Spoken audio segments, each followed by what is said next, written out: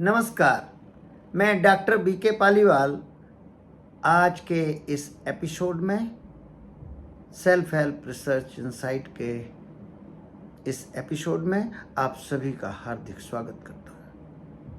आज का चुना हुआ विषय सेल्फ हेल्प का आधार सेल्फ एजुकेशन, या यूं कहिए ज्ञान जीवन का सबसे बड़ा निवेश। महाभारत शांति पर्व में एक बहुत प्यारा श्लोक से हम शुरुआत करना चाहेंगे, पर इसके पहले समस्या तो जान लें। क्या ज्ञान अकेला पर्याप्त है सफलता के लिए, आत्म विकास के लिए? शायद जवाब है नहीं। नॉलेज अकेली पर्याप्त नहीं है। नॉलेज तो बहुत लोगों को होती है और जीवन में बहुत असफल भी दिखाई देते हैं बहुत लोग, पर अप्लाइड नॉलेज सफलता की गारंटी जैसी है। अप्लाइड नॉलेज का मतलब है कि उस ज्ञान को क्रियान्वयन में बदल दिया गया है।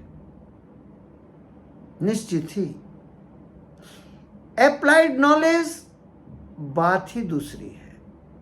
इसी की सनातन साहित्य समर्थन करता है। ज्ञानम ही पुरुषस्य आद्यम आत्मनो ना परस्य तत्, ना ही ज्ञानम परम मित्रम ना ही ज्ञानात् परम धनम। ज्ञान स्वयं के लिए है, दूसरों के लिए नहीं है, दिखावे के लिए नहीं है।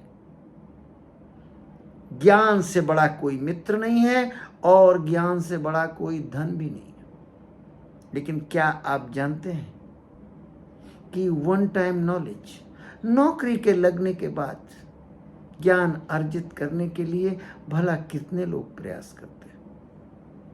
ये आंकड़ा आप स्वयं निकालिए।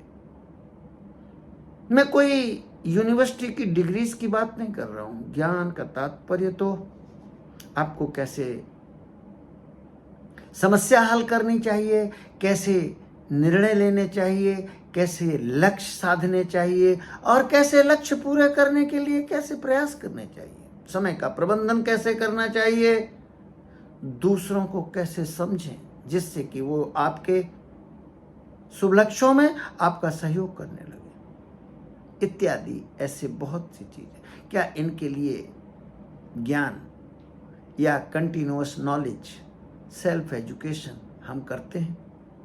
ये इसका उत्तर मैं आप पर ही छोड़ता हूं। अज्ञान बस बहुत लोग कहते हुए दिखाई देते हैं नॉलेज भर से कुछ नहीं होता। वास्तव में अकेली नॉलेज से कुछ नहीं होता, पर अप्लाइड नॉलेज से सब कुछ होता है। मॉडर्न साइकोलॉजी भी इस बात की पुष्टि करती है जो बात आज हम कह रहे हैं। नॉलेज आत्म विकास की, आत्मनिर्णय की गारंटी जैसी है, सफलता की गारंटी जैसी है।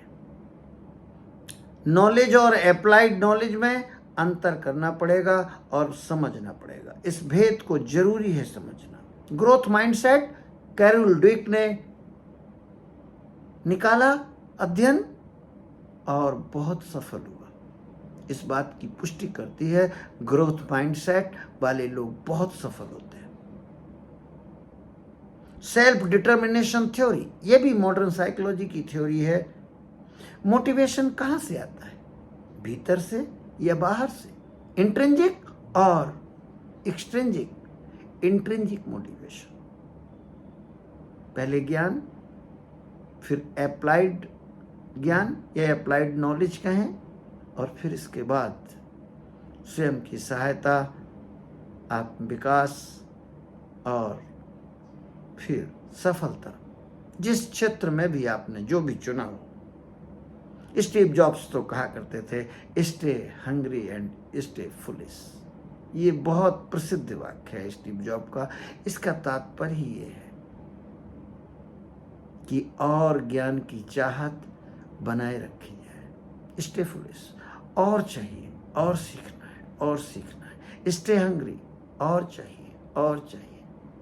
सेल्फ हेल्प के लिए हम सतत इस बात का प्रयास कर रहे हैं कि हम वो सूत्र, वो मोती सनातन साहित्य से निकालें, मॉडर्न साइकोलॉजी से निकालें, दोनों का समावेश करें। अधिकांश क्षेत्रों में सनातन साहित्य और मॉडर्न साइकोलॉजी सहमत हैं।